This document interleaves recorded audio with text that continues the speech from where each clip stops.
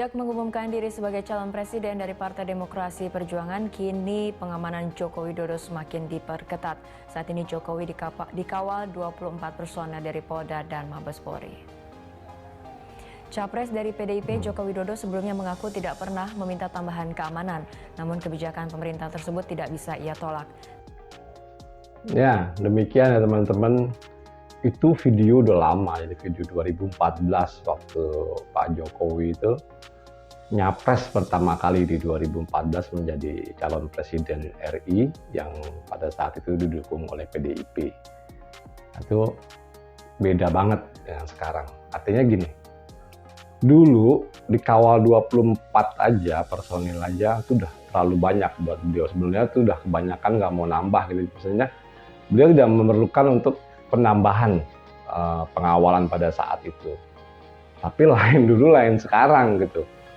Sekarang ya sudah biasa dikawal, kan udah beda jadinya. Jadi begitu jadi mantan pun ini masih dikawal. Ya kalau untuk dikawal secara proporsional itu sih kita masih oke lah gitu, masih standarnya pengawalan mantan presiden itu masih oke. Tapi ini pada 6 Januari kemarin di 2025, artinya Jokowi atau mantan Presiden Republik Indonesia ini itu berkunjung ke Desa Kasilip Wanadadi di Banjarnegara untuk melihat proses pengolahan sampah. Di situ beliau ini dikawal oleh ratusan polisi atau ratusan aparat. Kira-kira kalau data yang Pak Agit dapat itu ya 191 anggota polisi. Nah, ini kan perlu dipertanyakan anggaran atau biaya pengawalan ini dari mana gitu loh. Sedangkan beliau sudah tidak menjadi presiden lagi atau masih presiden. Nah, itu jadi pertanyaan kan ya. Kalau sampai pengawalan ketat ya 191 anggota polisi, nah ini perlu dipertanyakan. Nah, maksudnya harusnya ada lembaga audit, ya harusnya ya kalau kondisi seperti ini KPK harusnya kalau memang ada itu KPK lah yang nanya ini. Ini dari mana kok bisa dapat pengawalan sebegitu ketat? Gitu. Emang apa yang terjadi harus dikawal sebegitu ketat? Kecuali kalau masa aktif beliau dulu lah, ini nggak ada yang mempertanyakan gitu. Lah ini udah jadi, maksudnya udah bukan lagi presiden, tapi mengeluarkan biaya dari negara yang begitu besar. Kalau memang ini dibayar langsung oleh beliau ya, lihatkan aja bukti pembayarannya gitu kan, biar kita tahu juga gitu. Rakyat ini kan perlu tahu, maksudnya seorang mantan presiden dikawal dengan ratusan aparat polisi itu perlu dipertanyakan gitu. Ataukah ini terima kasih dari para Polri, kalau boleh dikatakan para pagi juga ikut-ikut ngomong para Polri yang udah diangkat oleh beliau gitu. Jadi ya kita tahu sendirilah Kapolri saat ini itu pun masih orangnya beliau. Kita tahu semua, dan itu sudah menjadi rahasia umum. Jadi semua orang udah tahu kalau Kapolri sekarang itu pun anak buah beliau. Walau bagaimanapun kita sebagai rakyat ini butuh informasi. Ya, artinya kalau sampai 191 aparat polisi yang dikeluarkan itu dari akomodasi dan segala macamnya itu kan tidak kecil. Ya, dan tidak wajar juga yang jelas gitu seorang mantan presiden sampai dikawal segitu banyaknya anggota polisi.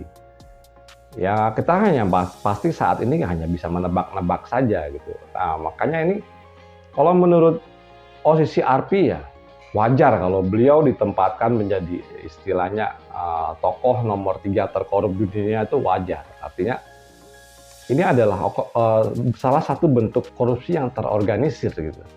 Yang artinya kita nggak tahu itu habis dana berapa gitu, dan dari mana dana itu. Ini kan nggak main-main ya, 191 anggota polisi yang dikeluarkan itu yang jelas kan yang dari bensin, ya rokok, ya makan. Nah, dana operasionalnya itu dipakai dari mana? Atau diambil dari mana gitu. Begini teman-temannya, walaupun kita tahu ya kondisinya sekarang putra beliau masih menjadi wapres ya, posisinya masih wapres orang nomor 2 di negara Indonesia. Ini malah jadi sorotan publik gitu kan. seorang mantan presiden dikawal ketat oleh ratusan anggota polisi. Menurut Pak Agit ini adalah suatu hal yang buang-buang duit bagi negara kalau memang ini dikeluarkan oleh negara gitu. Seorang mantan presiden berkunjung gitu, melihat, dan kepentingannya bukan juga buat kepentingan negara mungkin ya. Kalau dihubungkan dengan kepentingan negara pun tidak ada hubungannya gitu loh, karena urusannya bukan urusan beliau lagi. Kalaupun beliau misalnya meninjau daerah situ ya, dengan pengawalan pas pampres yang standar aja gitu ya, it's okay lah gitu. Saya tidak mempertanyakan. Nah ini permasalahannya yaitu ratusan anggota polisi ya. Apakah beliau benar-benar masih, ataukah beliau memang mau menunjukkan kalau beliau masih berkuasa saat ini? Itu. Jadi kita ambil kesimpulan teman-teman ya, yang artinya pertama, kalau ini dikeluarkan oleh negara, artinya biaya tersebut dikeluarkan oleh negara yang mengerahkan ratusan polisi, nah ini artinya pemborosan yang menurut Pak Agit pemborosan yang tidak perlu dan sangat sia-sia, karena beliau saat ini pun secara profesionalitas itu bukan bekerja terhadap negara. Itu ngapain negara ngeluarin duit buat beliau. Yang kedua, nah ini beliau ingin menunjukkan mungkin kalau beliau masih punya power gitu. Jadi ya, nih loh, aku dikawal oleh 190 polisi gitu. Jadi ini bukan hal yang murah gitu kan. Jadi beliau masih menunjukkan kuasanya. Yang ketiga, ini sangat menjadi pertanyaan seluruh warga.